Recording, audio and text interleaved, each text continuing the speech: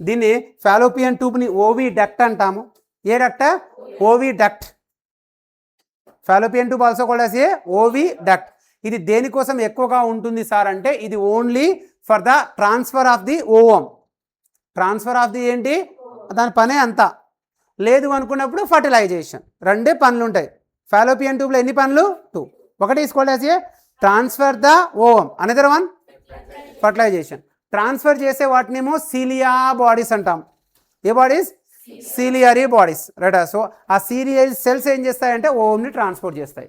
సరే, what are the parts of oviduct అనుకున్నప్పుడు, oviduct Fallopian tube parts అనుకున్నప్పుడు first part పేరు ఏంటమ్మా అంటే ఇంటర్స్టిషియల్ లేదా ఇంట్రామ్యూరల్ పార్ట్ అంటాం. పార్ట్ పేరేంటి? ఇంటర్స్టిషియల్ లేదా ఇంట్రామ్యూరల్ పార్ట్. ఈ పార్ట్ యొక్క ఫుల్ లెంత్ గురించి మాట్లాడినప్పుడు లెంత్ ఎంత ఉంటుంది సార్ అంటే 1.25 సెంటీమీటర్. అనుకున్నప్పుడు దాని వైడ్ అనుకున్నప్పుడు 1 mm. అదే కనుక నెక్స్ట్ ఈ పార్ట్ని మనం ఏమని పిలుస్తాము? పార్ట్లో ఉండే స్పెషాలిటీ ఏంటి సార్ అంటే narrowest part of oviduct అంటాం దీన్ని. ఏ పార్ట్ అండి? Narrowest part of oviduct అంటాము. మోస్ట్ కామన్గా మనకి యుట్రైన్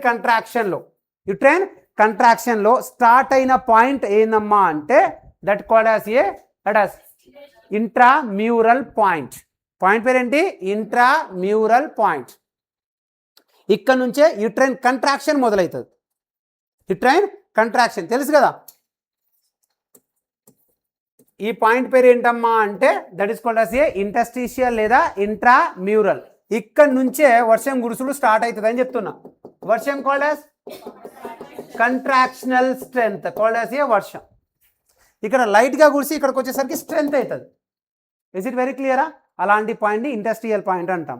ఈ పాయింట్లో ఫర్టిలైజేషన్ జరిగితే సర్వైవల్ రేట్ హై అని చెప్పిన నేను. ఇది గుర్తుందా? ఇంట్రామ్యూరల్ స్పేస్లో ఎక్టోపిక్ ప్రెగ్నెన్సీ అయితే సర్వైవ్ అవుతుంది అని చెప్పిన. గుర్తుందా? గుర్తుంటుంది, లేదంటే టైం అయింది కాబట్టి నిద్రపోవచ్చు. లేండి కొద్దిసేపే అనాటమీయే చెప్తా మీరు లేస్తే.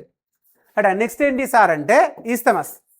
అట ఈస్థమస్లో రైట్ ఇంకొక పాయింట్ ఉంది, అది నారోడ్ అన్నాను కదా. ఇది ఇంకా కథ ఏందో చెప్తా చూడు. అట సో దీని స్పేస్లో ఎంత అని చెప్తున్నా నేను? 2.5 సెంటీమీటర్. వైడ్ ఎంత అని చెప్తున్నా? mm 2.5 mm. ఈస్థమస్కి స్పెషాలిటీ ఏందమ్మా అంటే ట్యూబెక్టమీ చేస్తాం చూడండి. ఏ ఎక్టమీ? ట్యూబెక్టమీ చేస్తాం చూడండి. కట్ చేసే పాయింట్ పేరు ఏందమ్మా అంటే ఈస్థమస్. ఏంది? యాంపులనా? యాంపులా కట్ చేస్తే ఇంకా రిసెక్షన్ ఎక్కడ ఉంటుంది? మళ్ళీ వైడ్ మళ్ళీ పండగ. పందిరిని కూల్చేయరు, పందిరి ముందు మూసేస్తారు. తర్వాత మళ్ళీ కావాలనుకున్నప్పుడు పందిరిని తెరవచ్చు. పోయి నువ్వు పందిరినే డ్యామేజ్ చేస్తావు అంటున్నావు. అట్లా చేయొద్దు. అర్థమైంది కదా? పందిరికి ముందు గేట్ ఉంటుంది, చిన్న ఎంట్రీ గేట్, నారోయెస్ట్ అని చెప్తున్నా కదా. ఆ ఎంట్రీని మూసేస్తారు అంతే. మూసేసిన తర్వాత కూడా పాపం యువరాణి పందిరికి వస్తుంది వెళ్ళిపోతుంది. ఎవడు రాడు? ఇద్దరిని కలవకుండా కట్ చేసినావు. మళ్ళీ తర్వాత కలపాలనుకున్నప్పుడు మళ్ళీ దారి తీస్తే మళ్ళీ కలుస్తారు. అర్థమైందా? వాట్ అద్భుతం. దట్ పాయింట్ ఏ పాయింట్లో కట్ చేయాలి? అది యాంపులా కొద్దు. యాంపులా ఇస్తే పందిరి కదా. So wide part, widest part, longest part. Widest and ఇగో నెంబర్లలో ఇదే పెద్దగా ఉంది కదా, 5 సెంటీమీటర్లు ఉంది వైడ్, 6 to 7 mm ఉంది. వైడెస్ట్ పార్ట్ పందిరి. ప్లేస్ కాల్డ్ యాజ్ ఏంటమ్మా? పందిరి. సో పందిరి place of the fertilisation. Next అనుకున్నప్పుడు what exactly? Infundibulum so fimbriae, fingers. ఫింగర్లో ఫింగర్ సైజ్ ఏమో ఇది 1.25 సెంటీమీటర్, వైడ్ ఏమో 5 నుంచి 6 సెంటీమీటర్, రైట్. సో ఇది ఫింగర్ లైక్ స్ట్రక్చర్స్. ఎవరిని క్యాచ్ చేయాలి? ఓమ్ని క్యాచ్ చేయాలి. ఇక్కడ గుర్తుపెట్టుకోండమ్మా. ట్యూబ్ స్ట్రక్చర్ గురించి వచ్చినప్పుడు సేమ్ అందరికి ఉన్నట్టే దీనికి కూడా 3 లేయర్సే ఉంటాయి. అందరికీ 3 లేయర్సే. ఒక్కొక్క దగ్గర లేయర్లు ఒక్కొక్క పని చేస్తాయి. బయటనేమో ఫైబ్రస్, మిడిల్లోనే మస్కులర్, ఇన్నర్నేమో మ్యూకోసా. దాని లోపల క్యా రేతా సార్ అంటే 2 types ఆఫ్ సెల్స్ రేతా. అర్థమైందా? రైట్. సీలియేటెడ్ కొలమునార్ సెల్ అంటాం. ఫాలోపియన్ ట్యూబ్లో ఉండేది ఏంటి? ciliated columnar cell. ఈ ciliated columnar cell వల్లనే ovum travel motile. ovum is motile. దానిలో ఇంకొక సెల్ ఉంటుంది నాన్ ciliated సెల్, వాటికి ఇంకో పేరే పెగ్ సెల్స్. మళ్ళీ చెప్తున్నా, ఎన్ని సెల్స్ ఉన్నాయి? ciliated cells, non ciliated cells. ciliated cells మీకు తెలుసు ఇక hair like projections. Non ciliated cells ని ఆల్సో కాల్డ్ as ఏ సెల్స్? Peg cells. ఇది మెన్స్ లో కూడా ఉంటాయి. ఈ మెన్స్ లో వీటిని సెటోలీ సెల్స్ అంటాం. ఏటోలీ? సెటోలీ సెల్స్ అంటాం. ఇవేం చేస్తాయి సార్ అంటే సిగ్నల్ చేస్తాయి అమ్మ, సిగ్నల్ ఇస్తాయి. ఏం సిగ్నల్ ఇస్తాయి? వాడు నెడుతున్నాడు కదా, ఎవడు నెడుతున్నాడు? సీలియాస్ ఓవన్ని ఎప్పుడైతే నెడుతున్నాడో వీడు సప్పుడు కాకుండా చూస్తాడు, వాడు వస్తుంది అని చెప్పేసి సిగ్నల్స్ ఇస్తాడు. అర్థమైందా? వాడు ఎగ్జాక్ట్లీ అనుకున్నప్పుడు అప్పుడు ఫర్టిలైజేషన్ జరుగుతుందని చెప్పేసి బాడీ టెంపరేచర్లో కూడా అక్కడ చేంజెస్ వస్తాయి. ఓవలేషన్లో 1 degree చేంజెస్ వస్తాయి. ఈవెన్ ఫర్టిలైజేషన్లో కూడా some of the changes will see. అద్భుతంగా ఉంది కదా సిగ్నల్స్ ఇచ్చేటోడు. సరే, దట్ కాల్డ్ యాజ్ ఇంకొక టెస్ట్, దీంట్లో స్పెషల్ టెస్ట్ కాల్డ్ యాజ్ ఏందమ్మా అంటే రూబెన్ టెస్ట్. దీన్ని ఇన్సఫ్లేషన్ టెస్ట్ అంటాం. ఏ సఫ్లేషన్? Insufflation test, also called as a Rubin test. ఇది ఓవిడక్ట్ యొక్క పొటెన్షియాలిటీని చెక్ చేసే టెస్ట్. ఎవరి పొటెన్షియాలిటీ?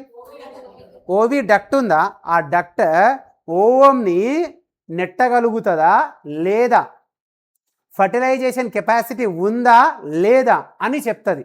అంటే పైప్ లైన్ చక్కగా ఉందా పంచర్ అయిందా అని చేసే టెస్ట్ పేరు ఏందమ్మా అంటే రూబెన్ టెస్ట్. 2 గొట్టాలు చక్కగా ఉన్నాయా, పనిచేస్తున్నాయా, పని చేయట్లేదా, ఏ టెస్ట్? Reuben test. ఎవరి పొటెన్షియాలిటీ? Fallopian tube potentiality. అర్థమైందా? ట్యూబ్కి టోటల్ లెంత్ ఎంత అని చెప్తున్నా నేను. ఒకవేళ ట్యూబ్ బ్లాక్ అయితే జరిగే పరిస్థితి ఏంది? In fertilization. అప్పుడు మనకి దిక్కేంది? IVF. అవసరం లేదు, ఓపెన్ చేయొచ్చు, బట్ ఫుల్గా బ్లాక్ అయితే అమ్మా ఓపెన్ ఎంతవరకు సార్ అంటే tube is not damage, only layer means ఆ ట్యూబ్కి లేయర్ మాత్రమే ఉంది అనుకున్నప్పుడు ఆ లేయర్ని తీస్తారు. ట్యూబ్ మొత్తం కూడా డ్యామేజ్ అయిపోయింది, నో సీలియాస్ అనుకున్నప్పుడు అక్కడ ఏమైనా ఛాన్స్ ఉందా ట్రావెల్కి?